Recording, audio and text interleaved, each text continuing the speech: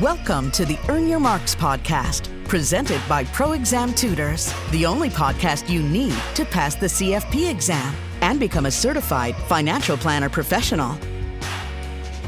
Here's your host, Sev Meneshian. I'm Sev Meneshian, certified financial planner with Pro Exam Tutors, and very excited to have on with us today Avo Mavilian. Avo's a good friend of mine, also business partner. He's an enrolled agent. He is a special needs consultant, chartered special needs consultant, I should say, and a wealth management certified professional. So Avo, welcome. Well, thanks for having me on, Seb. Sure. You know what I figured, and thank you for coming on. What I figure we do today, to help those that are studying for the certified financial planner exam is use your background and your deep understanding of life insurance and estate planning and taxes, and tie some of the topics together that the students have to know about. So, it would be a conversation that goes, we can certainly talk about some of the more simple topics, let's say like term or permanent insurance, although there could be complexity in permanent insurance, as we well know. But some other things, what I figured I'd do is ask you some other topics that are relevant to the exam, but also for those listening that it's relevant in real life scenarios as well. So how does that sound? Let's do it. Okay, so why don't we start from here? And this might be a little bit more on the academic side, but like I mentioned, we're going to turn into the real life as much as possible. When we're looking at two basic types of life insurance policies, we've got really, two groups. We can talk about term insurance, and there's like subcategories under there.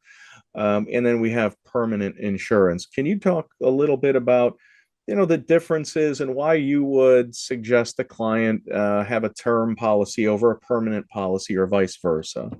Sure. Look, there's a lot of theory out there. There's a lot of literature out there, and there's a lot of folks out there who've been doing this a very long time, and they all have their opinions on it. So right, what of course, share with you is from my perspective of actually doing this as a practitioner.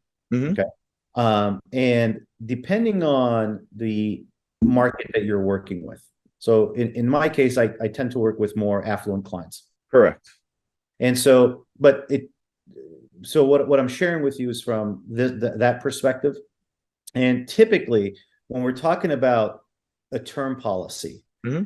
we're trying to accommodate an insurance need or death benefit need for a specific period of time. So, for example, if you have a business owner client who's trying to get an SBA loan or any kind of a loan, and the lender wants some kind of protection, it's a cost center. They're not doing this necessarily for any other reasons than to satisfy a particular loan event. Okay, so let me just add to that just for a second, because we're gonna, if let's say I start a dental office or so, whatever. I'm starting a business, but let's just use a dental office as an example. And I'm going to take out $1 million. Why? Because I have to buy equipment and, I got to hire staff. I need some cash flow, but it's $1 million. And let's say I have some assets. Will the bank actually give me a loan if my net worth is like $100,000? Is that the reason that they're going to require that I have if it's a 10-year loan, is that the reason why they're going to have me purchase? They're going to force me to purchase a 10-year term policy, as an example. Is that correct? Yeah. So, think of it from a lender's perspective. We're giving somebody $1 million mm-hmm. in a loan. And what we're worried about is this business is dependent on this person that's borrowing being alive. Right. So let's use your dental practice as an example, right? Mm-hmm. So if the dentist dies, how do we get our money back? And so what we want to say is, okay, you got to buy insurance, and we like life insurance because it's instantaneous, right? We get the money right away. We don't have to sell your assets. We don't have to fight your estate. If you die, we get this money. So the bank's going to say, okay, we'll give you this $1 million, but we want collateral. Since you don't have the collateral, buy some life insurance. Yeah. And they're going to force the life insurance on you. So if I'm the dentist at this point, and let's assume I'm not looking at my personal planning needs at this point, I'm just trying to get this loan done. Okay, I want the biggest protection at the least cost. So I'm going to buy a term policy. So if the bank says it's a 10-year loan, I'm going to get a 10-year policy, done, right? Right. If it's a 5-year loan, I'm not necessarily going to buy a 10-year policy. I may buy an annual renewable term, or I may buy a 5-year policy, right?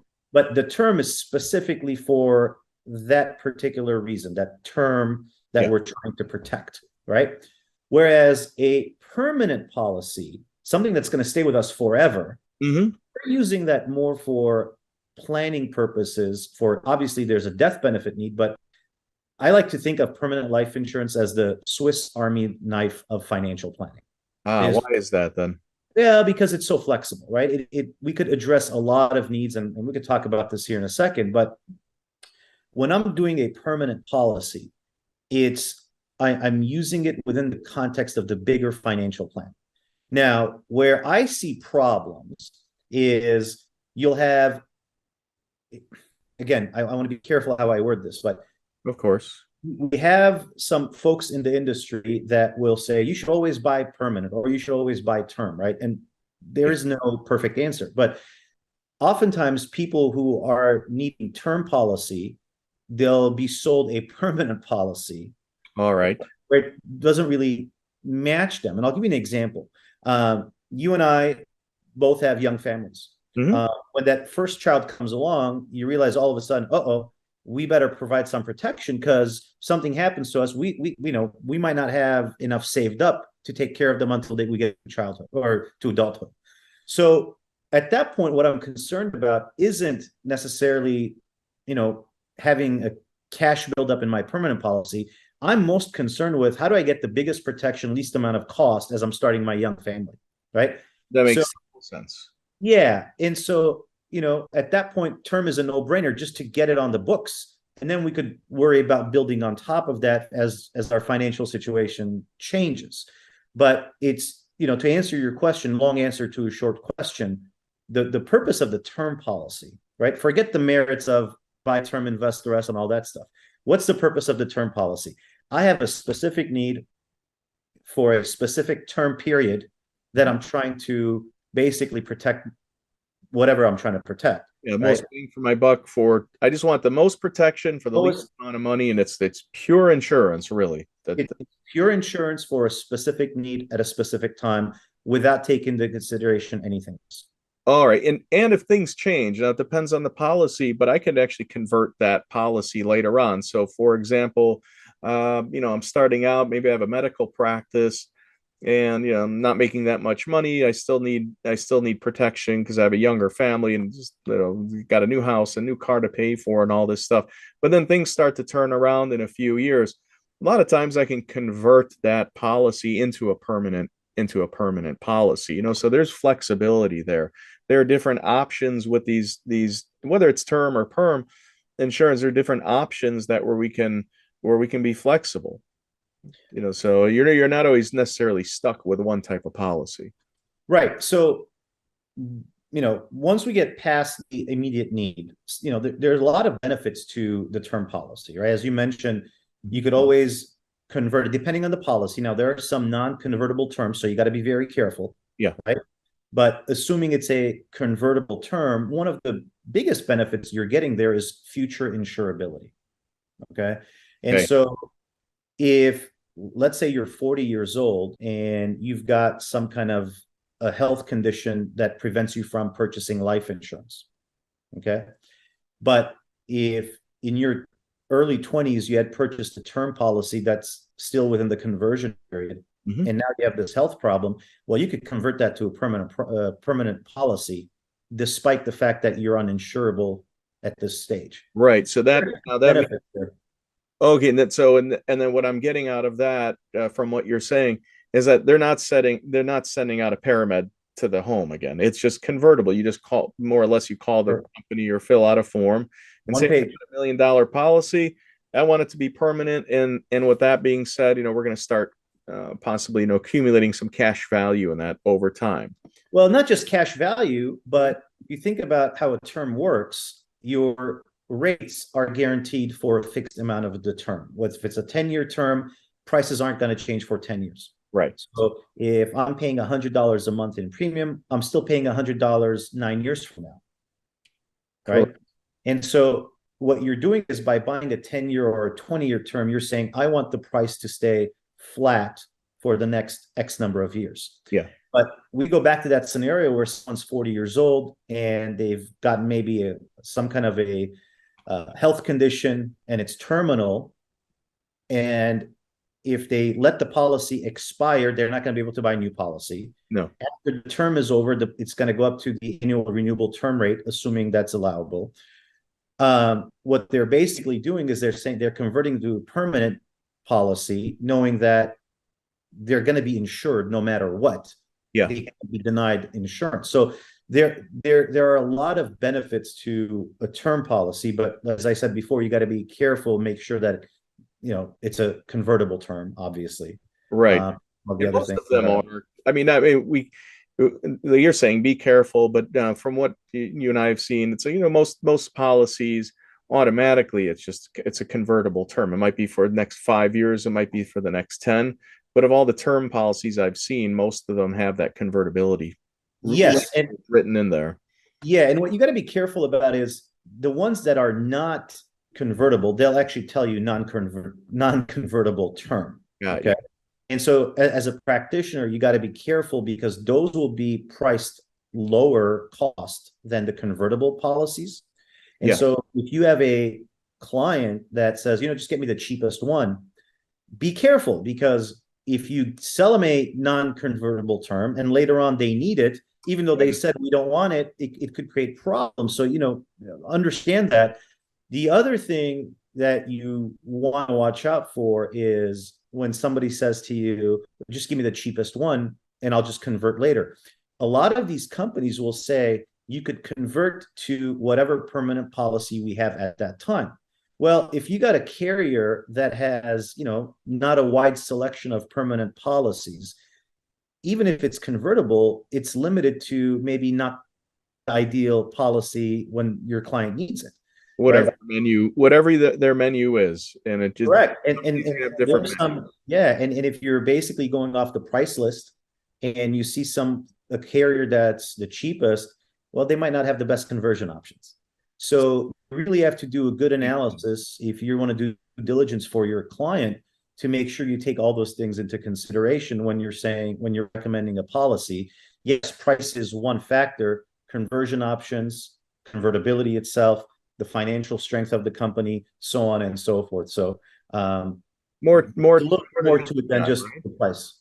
All right, good. And that's why to have a good, well-rounded understanding, even if you're if you were aspiring planner, you want to be well aware of the different types of insurance out there. I'm not saying that you have to go out there and sell a policy. Some individuals or planners out there will never sell a policy, but nonetheless, as a certified financial planner practitioner, we have to be aware of the different types of options that are out there. If you're on the consumer end, you don't have to be an expert in insurance, and you likely won't have the desire or the need to be.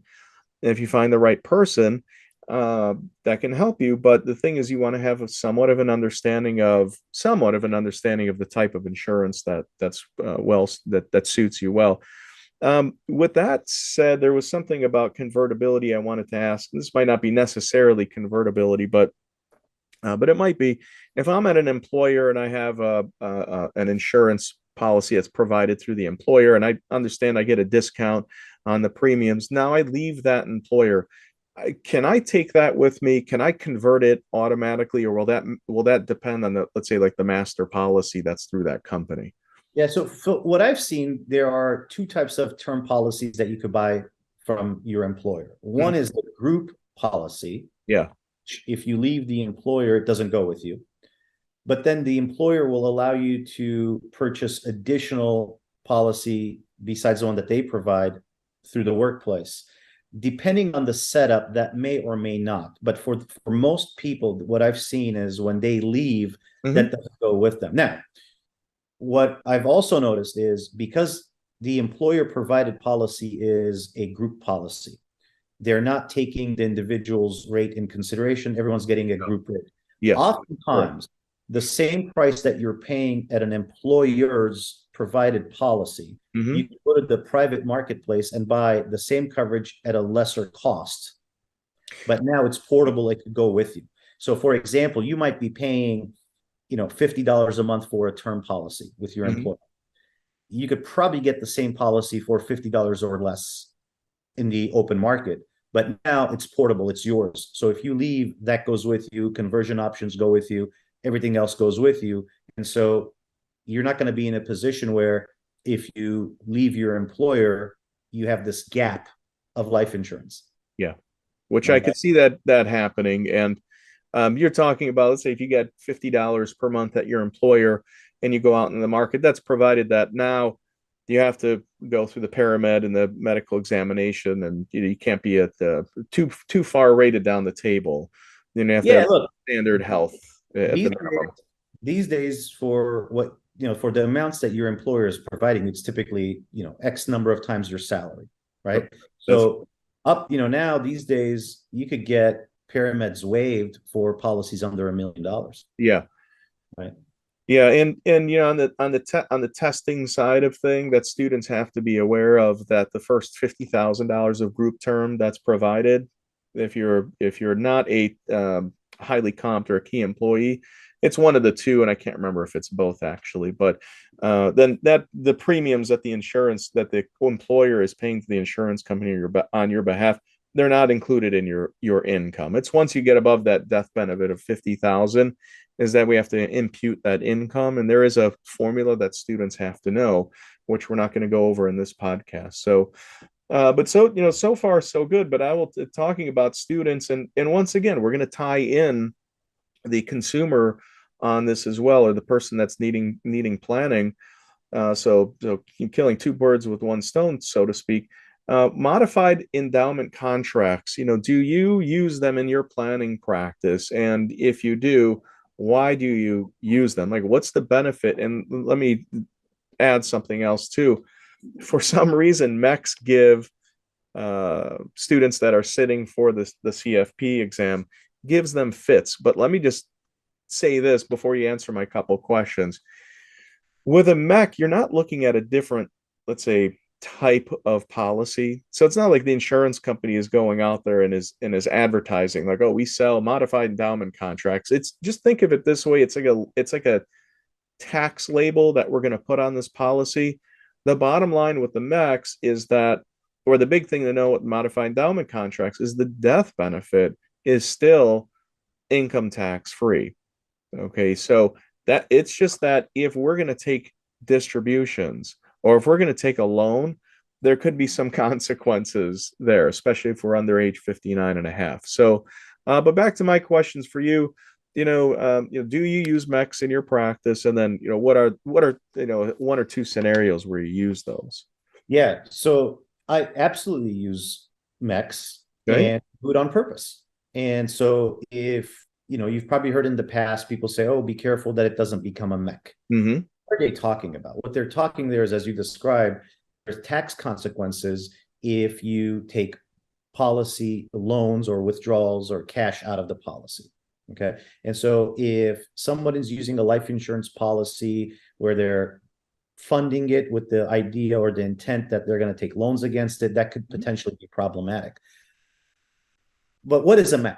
A modified endowment contract it's a life insurance policy that has failed the IRS test to qualify for the life insurance benefits of taxation. That's the 7-pay test. Right. And so in certain circumstances, we don't care. Okay. So one of the cases where we don't care about a MEC for the most part is when somebody's over the age of 59 and a half. If you're under 59 and a half and we're going to take money out other than death benefit or an accelerated death benefit, yeah, we care a lot. But if they're past 59 and a half, we don't care as much. No time. But in essence, why would we want to structure something as a MEC? Well, to understand this, you got to go back to the intent of Congress.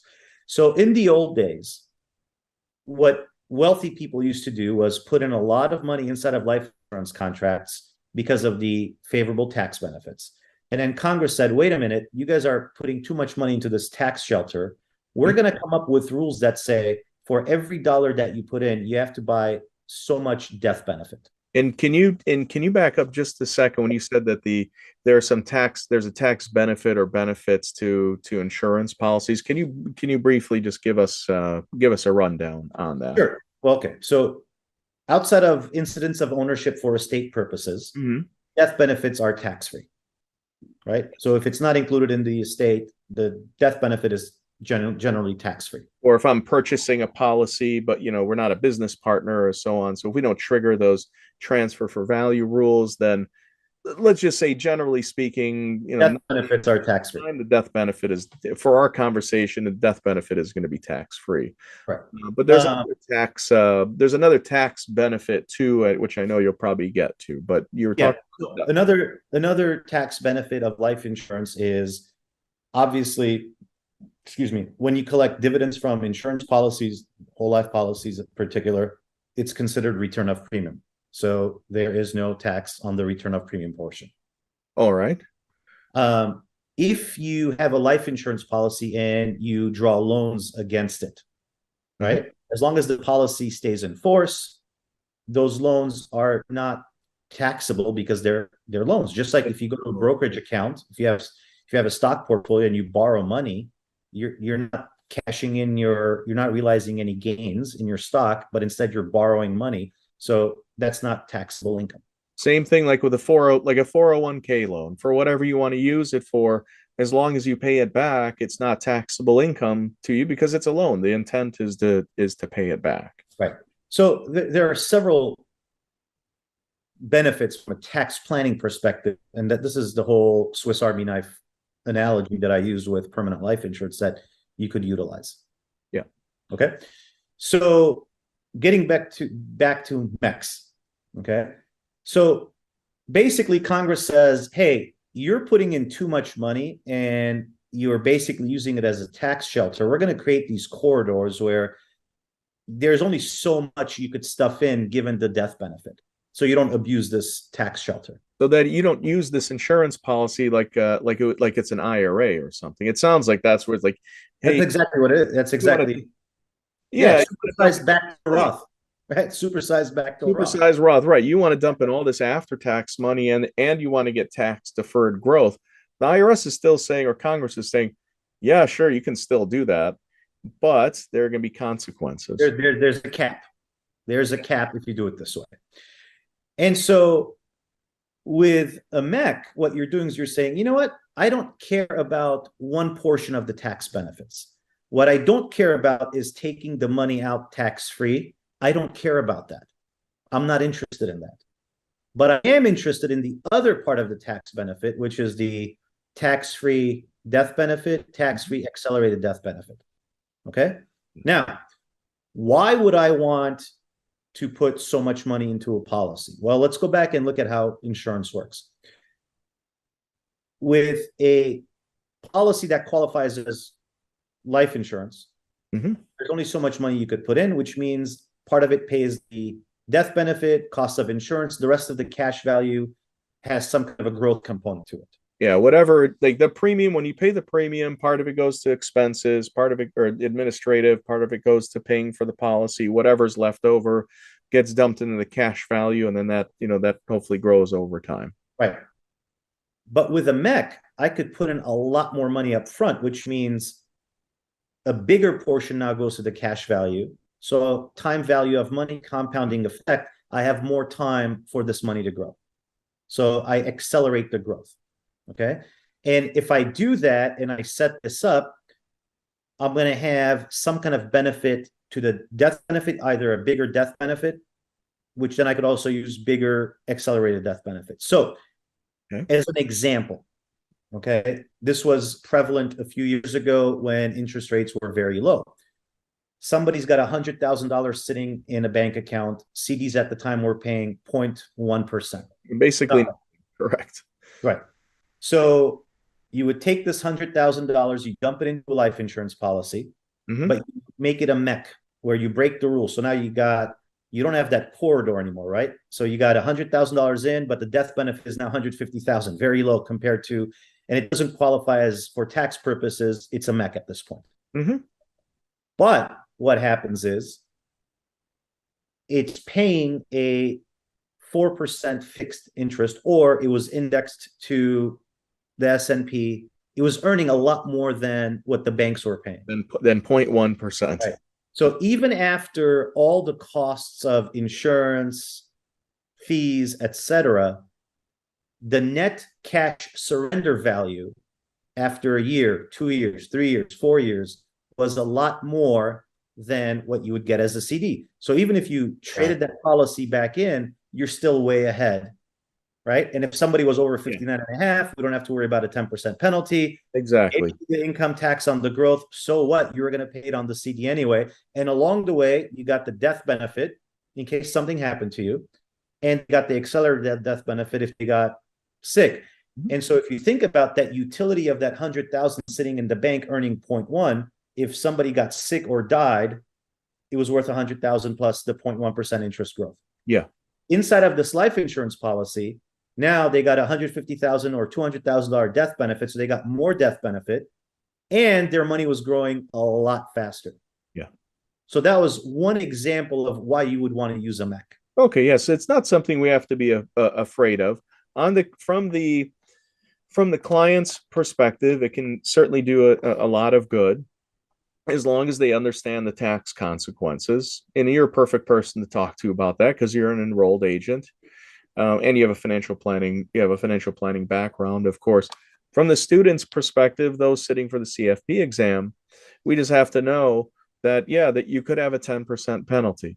We have to know that if we start to make partial distributions from that policy, the cash value, it's last in, first out. So we're going to get a tax on the earnings and then potentially a 10% penalty if we're not over age 59 and a half.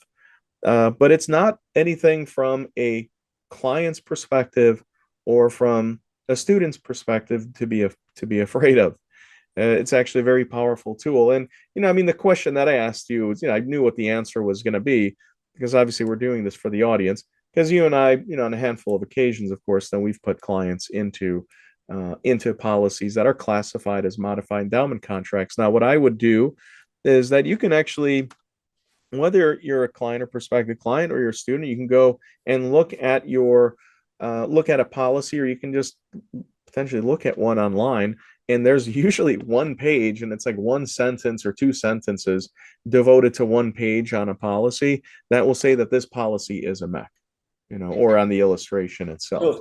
So one of the things that I've noticed is if you are funding a regular insurance policy and you've put in too much money, a lot of the carriers will actually send you a letter saying, hey, we've got this premium that came in and we changed the date back to not make it a MEC.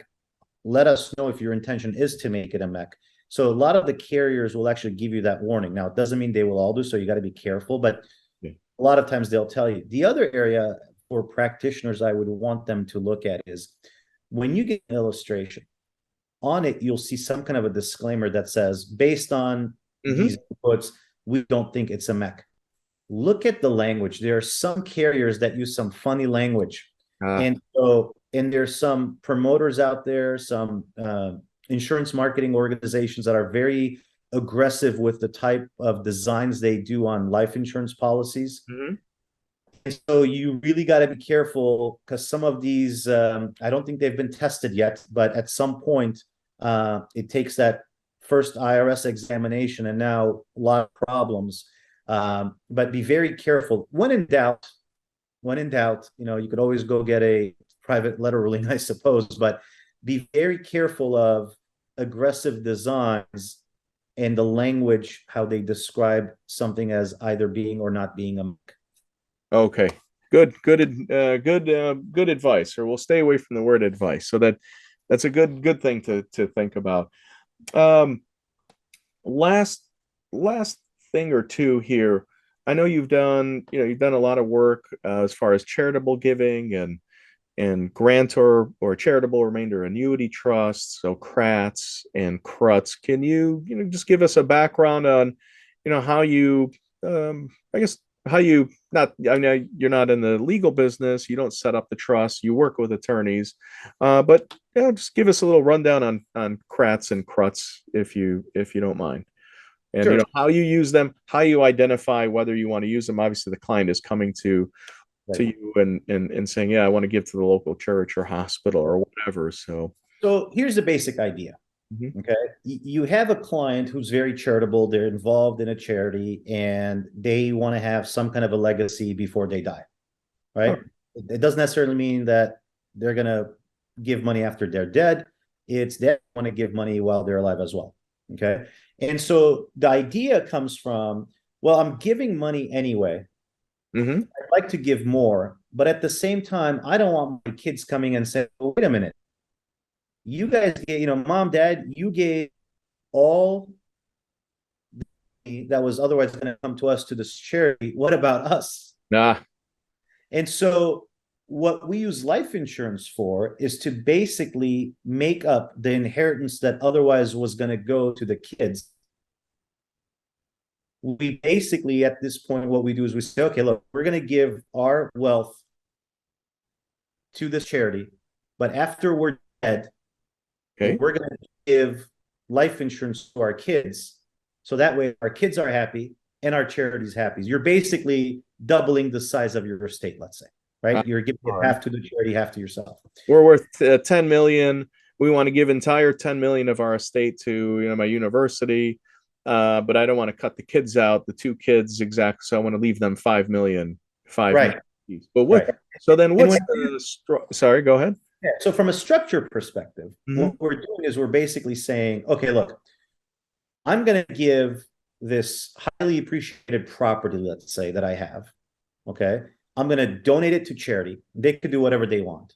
But so long as I'm alive, I'm going to get income for the rest of my life from this charity back.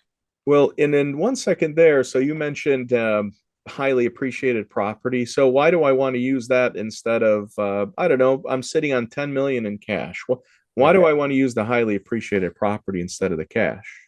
Avoid the tax, avoid the capital gains tax.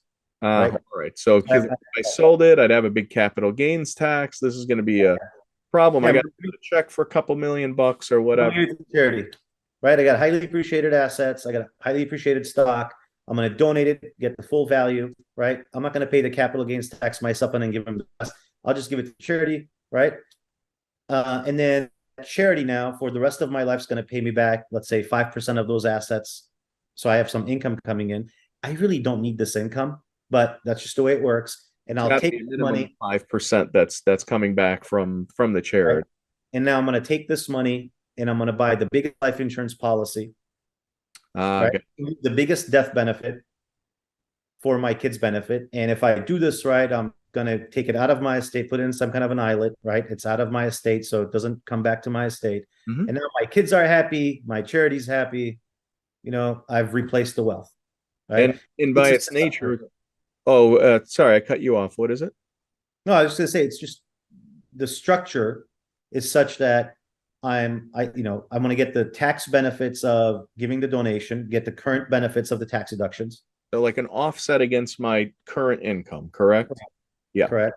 And the income that I am taking back, that 5% that we're talking about, that's taxable income to me. I'm simply going to use that to pay the premiums. Right. So I'm not relying on this money. I was going to give it away. I just want to make sure that my kids aren't complaining that I didn't leave them with it. Hey, well, you'll be dead. You don't have to listen to them complaining. Yeah. But it's a way for me to take care of my family and the things that I care about. Yeah, and you're replacing your estate that you're giving away as well. And then there's some, obviously you mentioned something about tax planning, and we won't get into it here because for the students that are listening, they have plenty of work to do on charitable contributions and whether we're giving this to a 30 or to a 50% organization. This is a private or a public charity, and is this a use related asset? Are we using the fair market value or the basis? So we're not going to get into those. Those are the some of the finer details that students have to know.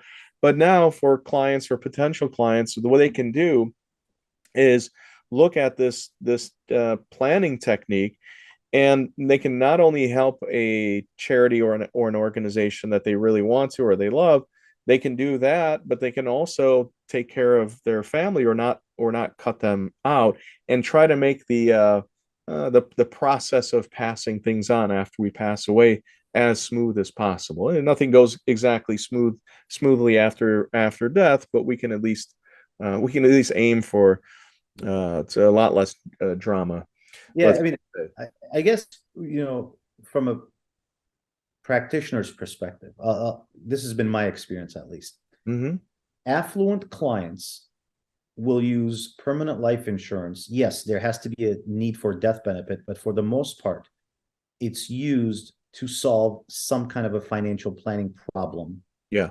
That is outside of just simple, we need the money for death benefit. Death benefit. I have to pay the mortgage or the car or the college right. education. Yeah. It's for the most part, it has to do with leverage. It has to do with satisfying tax liabilities, estate equalization, and a host of other solutions that it provides, whether it's, running a business, taking care of employees, mm-hmm. right? There has to be a death benefit need, obviously, yeah. But it's really used to solve a financial planning problem. Correct. And the wealthier that an individual or a family is, it just seems like the less concerned that they are about the performance of their stocks, and the way more concern that they have for tax efficiency. And life insurance is certainly one of those. It's probably, it could be, we can have an argument about it, but it might be the best tool out there as far as tax efficiency is concerned, because what asset out there is there where I pay into these premiums? Yeah, they're with after-tax dollars, but then, of course, they have to pass away in most cases for that policy to pay off. Well, I'll tell you what. Generally speaking, we should say. If you could find something in the tax code mm-hmm. more tax advantageous than life insurance, let me know. Yeah, exactly. There isn't. And so if you utilize it the right way, like I said earlier, it's the Swiss Army knife. I want to get back to something you said about the wealthy people don't care about their performance of the stock. I mean, they care, but it's like right. I think. But here's what I was going to say: mm-hmm. for most wealthy families, right, their wealth comes from some kind of privately held business. Yeah, for sure. A portion of it, and where they really get into stocks is really after a liquidation event. But their primary source of wealth is hardly ever their stock portfolio. Exactly. In Main Street America, where most of the wealth is in the 401ks, equity markets, let's say. Mm-hmm. But for the affluent families, it's typically some kind of a privately held enterprise. Right.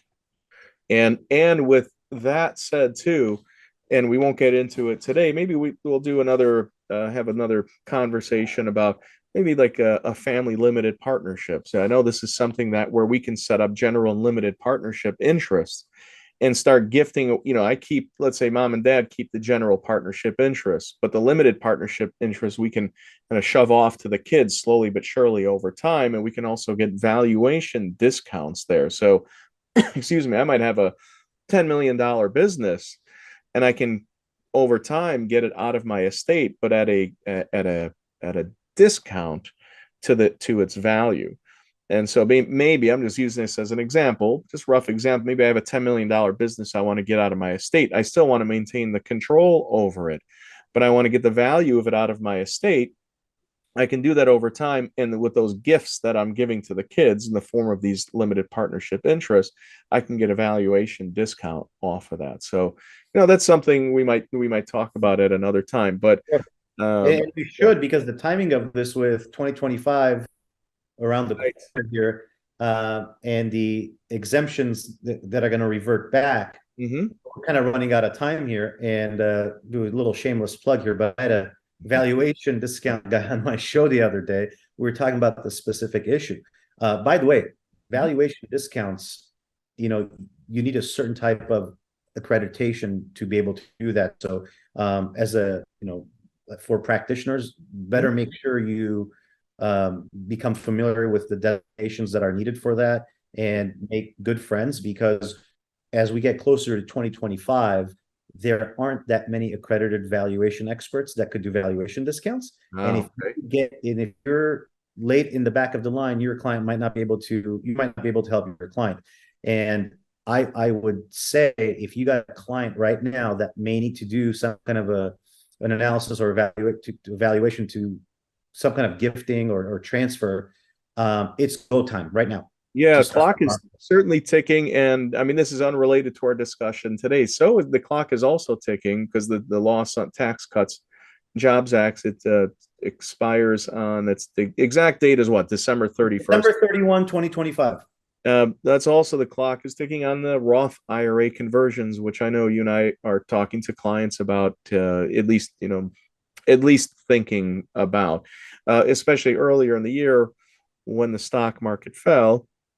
Usually the time to do these Roth conversions is when tax rates are reasonably low. And I think in your experience as a tax professional, would you say that income tax rates right now are reasonable, let's say, for most Americans? Yeah, I mean, this is one of the most favorable times at least in my lifetime.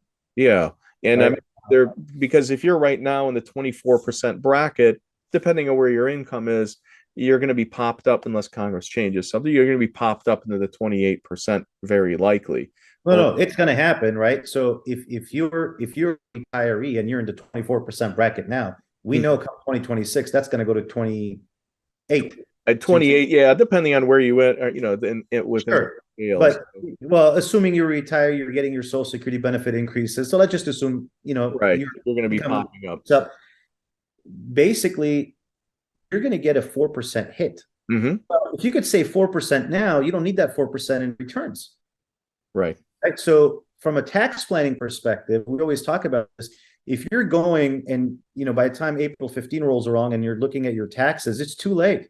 You should be looking 3 to 5 years ahead and making projections and building the plan accordingly. Absolutely. Well, I think this was pretty good. I mean, we talked about a good number of complex topics, and I think what we did is a fairly good job of just giving the big picture and getting a little bit into the details. So, what we'll do is we'll end it here. I want to thank our guest, Avo Mavilian from the Mavilian Financial Group. And Avo, we'd love to have you on again. So it was a conversation. That'd be awesome. I like to talk. Well, there's a lot between those ears, so we can go on for a long time. But we're going to cut it there for today. And thanks again for joining the Earn Your Marks podcast from Pro Exam Tutors. Thanks for listening to this episode of the Earn Your Marks podcast. For more information or to get in touch, visit us at proexamtutors.com.